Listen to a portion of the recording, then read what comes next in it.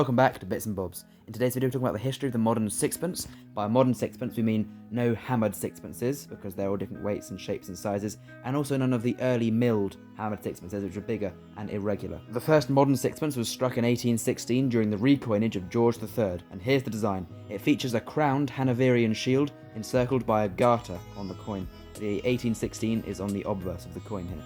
The coins were 2.83 grams and 19.41 millimeters. This would stay the same for the whole time. Next up is the design on the George IV sixpence, featuring a date on the reverse, another crowned Hanoverian shield encircled by more floral emblems. This design was withdrawn because it looked too much like a half sovereign and was often painted gold and passed off as one, so they brought back this design with the date still on the reverse. It changed to this design in the reign of William IV, featuring the words sixpence in the middle of the reverse design, a crown above, and more floral wreaths around the side.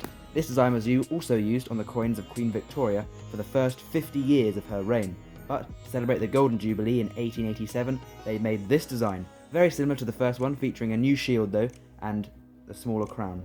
After the Jubilee was over, the coins went back to having this design on them. This design was much loved and even carried over the turn of the century and was used on all the sixpences in the reign of Edward VII.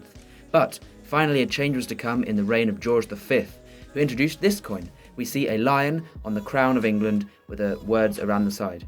This design was struck on both the 925 and 50% coins. In 1927 it changed once again to this coin, featuring oak leaves and acorns, with the word sixpence at the top.